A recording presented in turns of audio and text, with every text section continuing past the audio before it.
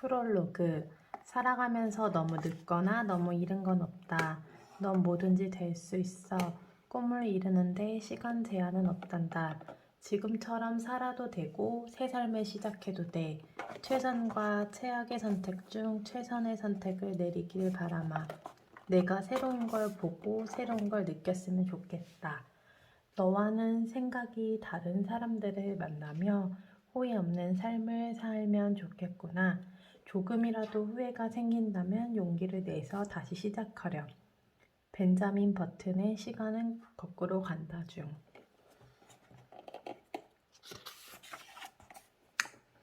20살이 되면 당연히 어른이 되는 줄 알았어.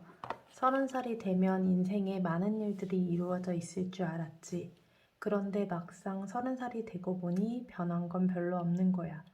오히려 더 많이 조급했고 아직도 서투른 것 투성이야. 지금 걸어가고 있는 이 길이 내 길인지 확신할 수 없고 내 옆에 있는 사람이 어떤 사람인지도 잘 모르겠어. 하지만 더 이상 키가 자라지 않는 나이니까 어른이라 생각했고 그렇게 어른이 된 척 행동해야 하는 순간들이 많았지. 있는 모습 그대로 바라보기보다는 다른 사람의 시선에 맞춰 세상을 바라보는 것에 점점 익숙해져 갔다고나 할까? 그렇게 다른 사람들의 시선으로 나를 비교했고 혹시나 실패할까 두렵기도 했어. 솔직한 감정을 드러내는 것은 다른 사람들에게 나의 약점을 드러내는 것이라고 생각했지. 하지만 어느 날 문득 돌아보니 나는 그저 나일 뿐이더라고. 누구와도 비교할 수 없고 그 누구도 가보지 못한 길을 열심히 가고 있더라. 이제는 키만 큰다고 어른이 되는 것이 아니라 이렇게 저렇게 내 자리를 찾아가고 있는 모습을 보면서 조금씩 어른이 되어가고 있구나 생각해.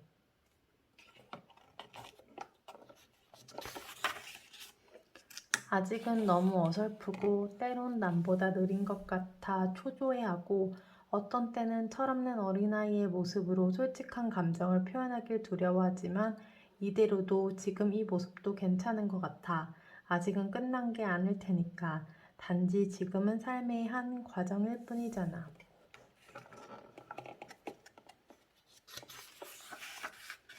쉼표 하나. 말은 쉽지만 나를 사랑하는 것이 가장 먼저.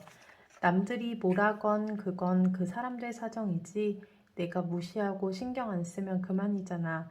상처는 남이 주는 게 아니라 허약한 내 맘이 스스로 받는 거야. 아직도 결혼하고 싶은 여자 중. 감정 사용 설명서. 한 늙은 인디언 추장이 손자에게 마음에서 일어나는 큰 싸움에 대해 이야기했어. 얘야, 우리 모두의 마음속에는 싸움이 일어나고 있단다. 두 늑대 간의 싸움이지.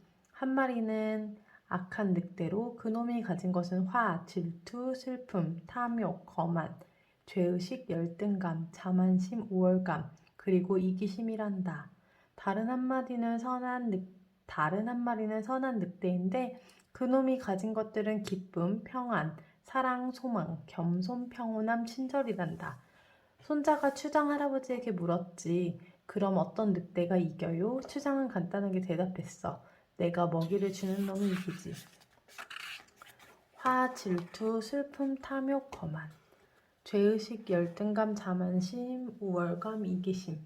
그리고 기쁨, 평안, 사랑, 소망, 겸손, 평온함, 친절. 사람들 마음속에 자리한 감정의 이름은 너무나 많지.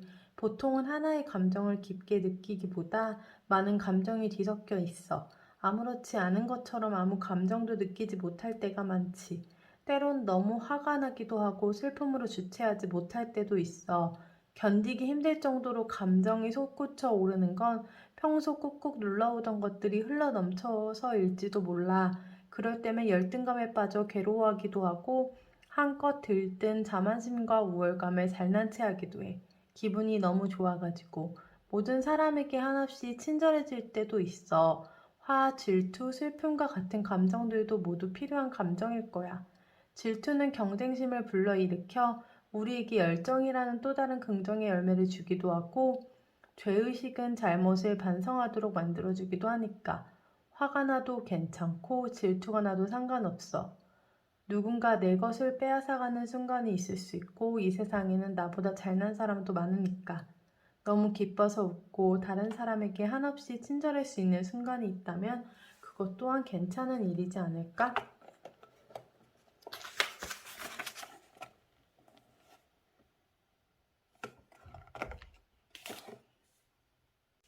더 이상 감출 필요는 없어. 세상 사는 일이 울고 웃고 마음 아프고 또 감사하고 그래서 더 소중한 거니까.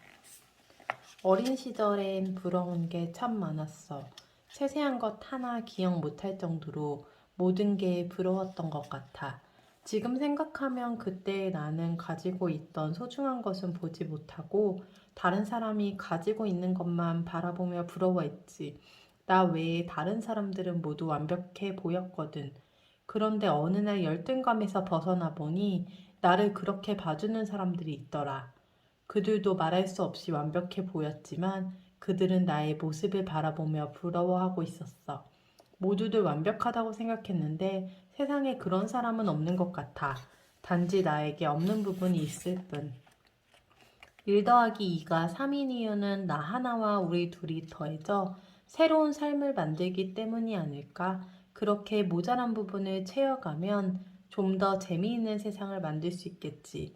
그래서 나는, 그리고 너는 세상에 하나밖에 없는 그것만으로도 완벽한 사람이야. 이 세상에 나와 다른 사람은 아주 많아. 그 사람은 나와 다른 것이지 틀린 게 아니야.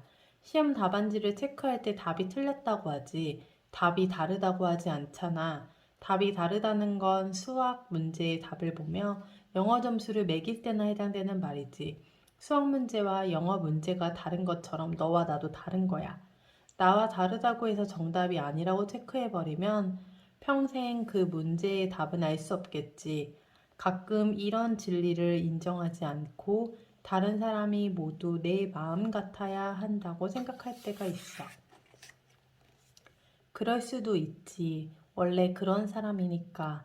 그렇게 생각하면 될 일을 나는 그런데 너는 왜라고 생각하니 복잡하고 어려워져. 수학 문제와 영어 문제의 정답을 내 마음에 들고 안 들고로 정할 수 없듯이 다르다는 것은 내 마음대로 정할 수 있는 게 아니야.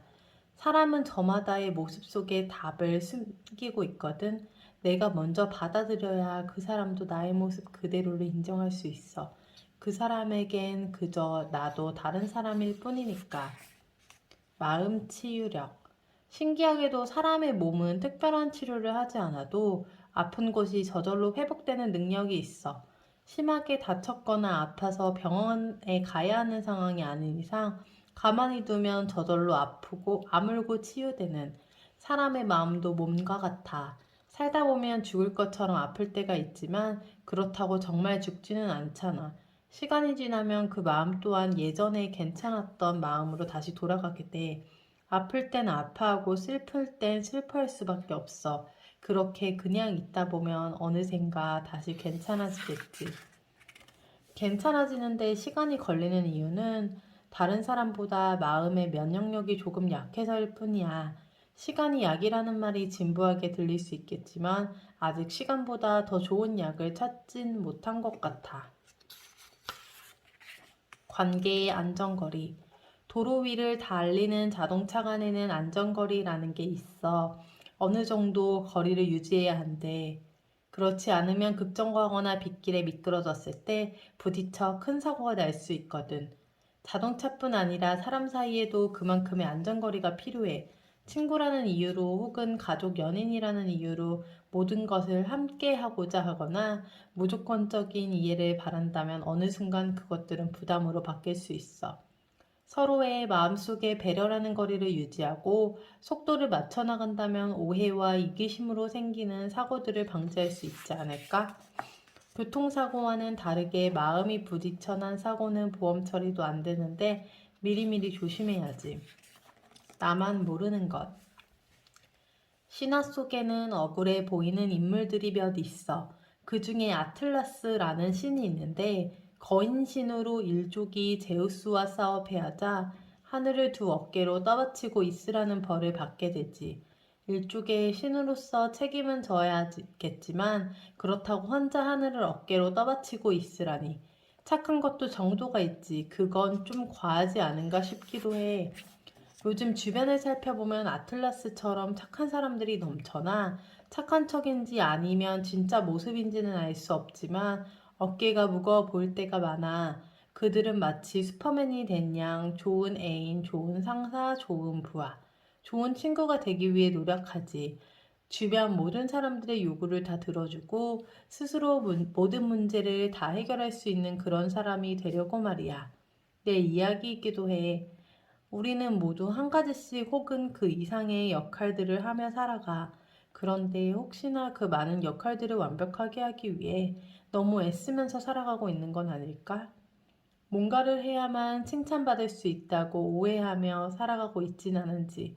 세상을 두 어깨에 짊어진 것 같은 무거움이 느껴진다면 이제는 덜어내도 괜찮아. 그렇게 애쓰지 않아도 이미 충분히 괜찮은 사람인데 신기한 건 그걸 본인만 모른다는 거. 이기적이어도 괜찮아. 후회 없는 삶을 살아가기 위해서는 어떻게 해야 할까? 주어진 일들을 열심히 하고 남을 이해하고 도우면 후회가 없을까? 열심히 살아가는 것도 중요하고 남을 이해하고 도우며 살아가는 것도 훌륭하지만 그것과 더불어 반드시 갖춰야 할 건 지혜라는 생각이 들어. 열심해도 지혜가 필요하고 다른 사람을 이해하고 돕는 일에도 지혜가 필요해. 지혜 없는 열심은 뭔가 마음을 망가뜨릴 수 있고 지혜 없는 이해와 도움은 오래도록 같은 마음일 수 없겠지. 주어진 일들과 다른 사람들에게 집중했던 시선을 잠시 나에게로 돌려보면 어떨까? 나를 사랑하지 못하고 나를 아끼지 못하는 사람이 진심으로 다른 사람을 사랑하고 아낄 수 있을까? 자신에게 확신 없고 자신에게 불만인 사람이 다른 사람의 성공 앞에 흔쾌히 박수 쳐주기도 쉽지 않겠지. 이따금씩 우리 삶을 돌아보면 참 애썼다라는 생각이 들 때가 있어. 힘겨운 세상에서 티내지 않고 기죽지 않으려고 애쓰며 살아가고 있지. 이제는 자신을 아끼고 사랑하고 배려하며 지내도 괜찮을 것 같아. 그럴 땐 조금 이기적이어도 괜찮잖아? 내가 힘있고, 내가 기쁘고, 내가 위로받고, 내가 씩씩해야 주변을 돌아볼 수 있을 테니까.